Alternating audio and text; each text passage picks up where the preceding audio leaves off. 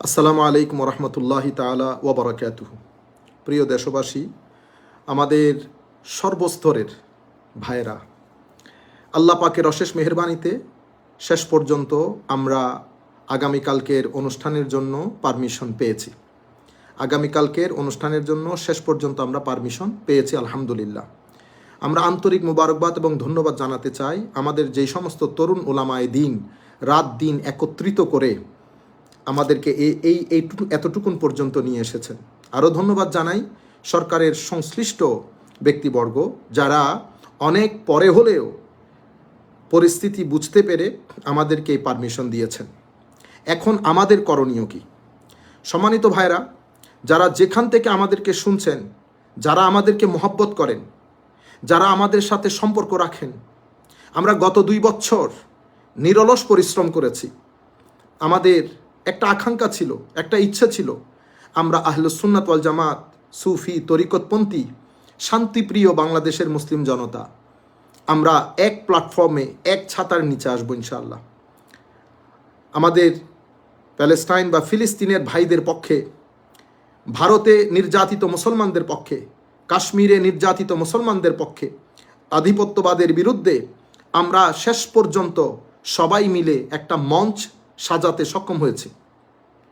যদিও আমরা অবস্থার কারণে, পরিবেশ পরিস্থিতির কারণে এবং সরকারের দিক নির্দেশনায় আমরা স্থান পরিবর্তন করেছি। স্থান পরিবর্তন আমাদেরকে করতে হয়েছে, সেটা ইনশাআল্লাহ পরবর্তীতে আপনাদেরকে জানানো হবে। স্থান পরিবর্তন করেছি, সেই পরিবর্তিত স্থানের মধ্যে আগামীকালকে আমরা একত্রিত হব ইনশাআল্লাহ। এবং আপনাদের কাছে আমাদের যে বিনয়ের সাথে অনুরোধ, এই কথাগুলো আপনারা কান দিয়ে শুনবেন। মনে রাখবেন, এটা মজলুম মানুষের পক্ষে আওয়াজ তোলা, এটা একটা সওয়াবের কাজ। এটার জন্য একনিষ্ঠতা থাকতে হয়, এটার জন্য মাওলাই করিমের সন্তুষ্টির নিয়ত থাকতে হয়। তো যারা আল্লাহর সন্তুষ্টির জন্য একনিষ্ঠতার সাথে কোনো কাজ করেন, তাদের সাথে দাঙ্গা হাঙ্গামা, অরাজকতা, তাদের সাথে জুলম, লাঠি, এগুলার কশ্চিনকালেও কোনো সম্পর্ক থাকতে পারে না। সুতরাং যেই প্রান্ত থেকে আমাদের যে ভাইয়েরা আসবেন, আপনাদের প্রতি অনুরোধ, শান্তি বজায় রাখবেন, শৃঙ্খলা বজায় রাখবেন, হট্টগোল করবেন না, গাড়িতে মাইক বাজাবেন না, গাড়িতে কোনো ব্যানার ইউজ করবেন না, গাড়িতে কোনো আওয়াজ করবেন না। আসুন আমরা কোরআনে পাক এবং দরুদ শরীফ পড়তে পড়তে আসি, কোরআনে পাক এবং দরুদ শরীফ পড়তে পড়তে আবার চলে যায়। দেশ আমার, রাষ্ট্র আমার, রাষ্ট্রের কোনো বৃক্ষ থেকে, গাছ থেকে একটা পাতাও যেন না পড়ে, যেটা আমরা কথা দিয়েছিলাম। আমরা এটা প্রমাণ করব। প্রয়োজন হলে আমাদের গায়ের উপর যদি মার পড়ে, আমরা সেটা সহ্য করব, কিন্তু আমরা রিটালিয়েট করব না। আমরা পৃথিবীকে দেখাবো আমরা শান্তিপূর্ণ ছিলাম, শান্তিপূর্ণ আছি, শান্তিপূর্ণ থাকব। এবং শান্তিপূর্ণ থাকা এটা অনেক স্ট্রং একটা প্রটেস্ট। সুতরাং আমি আবারও আপনাদেরকে বলছি, আপনারা শান্তিপূর্ণভাবে আসবেন, শান্তিপূর্ণভাবে ফেরত যাবেন।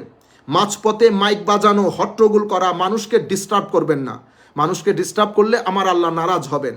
সরকারকে এবং আমাদের যে আইন শৃঙ্খলা নিয়ন্ত্রণে আমাদের যে সমস্ত ভাইয়েরা কাজ করেন, তাদেরকে পরিপূর্ণ সহযোগিতা করবেন।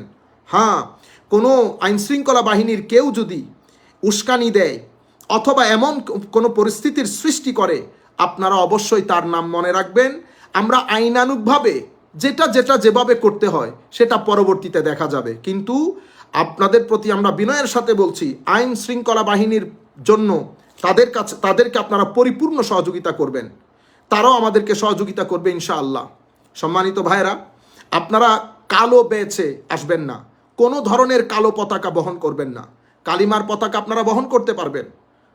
আপনারা সবুজ, আমাদের লাল সবুজের পতাকার মধ্যে সাদা অক্ষরে কালিমা লিখে আনেন, অথবা সাদা কাপড়ের মধ্যে কালিমা লিখে আনেন, কিন্তু কোনো রকম কালো ব্যানার আপনারা বহন করবেন না। আর আপনাদের প্রতি অনুরোধ করছি, প্রোগ্রাম স্থলে যেখানে যেখানে আপনারা যাবেন, সেখানে হয়তো ধাক্কাধাক্কি হবে।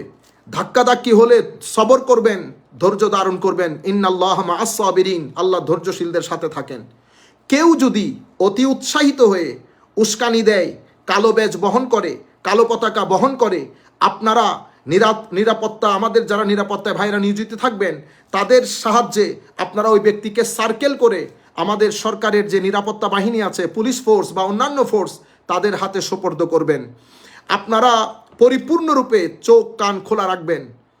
ফেসিস্ট গভর্নমেন্টের বা কেউ যেন কোনো ধরনের কোনো উগ্রতামি এই অনুষ্ঠানকে ঘিরে করতে না পারে, সজাগ দৃষ্টি রাখবেন। আমরা প্রমাণ করব আমরা শান্তিপ্রিয়। আমরা আমার নবীর ইয়া নবী সালাম আলাইকার স্লোগানে মুখরিত করে আমরা রওনা দেব।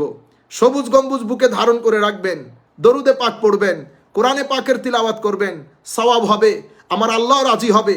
এরপরে আমরা প্যালেস্টাইনের ভাইদের জন্য যে দোয়া করব, ভারতের নির্যাতিত মুসলমানদের এবং সমস্ত আধিপত্য বা বিরোধী যেখানে যেখানে মানুষ নির্যাতন হয়, মুসলিম নির্যাতন হয়, সমস্ত মুসলিমদের পক্ষ থেকে আমরা আওয়াজ তুলব।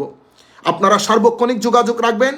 যে যার মনে যা চাই ফেসবুকে লিখবেন না। মনে রাখবেন কি হয়েছে, কি কারণে কি হয়েছে সেগুলো আমরা এখন আপনাদেরকে বলছি না। আমাদের উদ্দেশ্য, মিশন, ভিশন একটাই, 26 তারিখ। সম্মানিত ভাইরা, আপনারা ফর দ্য টাইম বিং যা মন চায় ফেসবুকে লিখবেন না। আমাদের ফেসবুকে নির্দিষ্ট পেজ আছে, আধিপত্যবাদ বিরোধী মুসলিম ঐক্য মঞ্চ। এই মঞ্চের এই পেজটাকে আপনারা ফলো করবেন। এই পেজে যে ডাইরেকশন দেওয়া হয় সেই ডাইরেকশন অনুযায়ী আপনারা কাজ করবেন। আমাদের মাঠে ময়দানে ভাইয়েরা কাজ করছে নিরবিচ্ছিন্নভাবে, আপনারা তাদের ডাইরেকশন অনুযায়ী কাজ করেন। যেভাবে মিডিয়াতে আমাদের যে সমস্ত ভাইয়েরা কাজ করতেছে এবং যাদের পেছনে লাখো তরুণ কাজ করতেছে, তাদের পক্ষে পেজের মধ্যে যে ডাইরেকশন আছে সেই ডাইরেকশন অনুযায়ী কাজ করবেন। ইনশাআল্লাহ কালকে একটা ইতিহাস রচনা হবে। আমরা যে শান্তিপ্রিয় সুফিয়ায়ে কেরামের দল, আমরা যে বাংলাদেশকে ভালোবাসি, বাংলাদেশকে ধারণ করি, বাংলাদেশকে বহন করি, বাংলাদেশের উন্নয়নের জন্য আমরা সর্বোচ্চ ত্যাগ করতে আমরা বদ্ধপরিকর, এই জিনিসটা প্রমাণ করি। ধন্যবাদ সবাইকে। আসসালামু আলাইকুম ওয়া রাহমাতুল্লাহ। নিরাপত্তার সাথে আসেন, নিরাপত্তার সাথে যান। ফি আমানিল্লাহ, মা আসসালামা। আসসালামু আলাইকুম ওয়া রাহমাতুল্লাহ।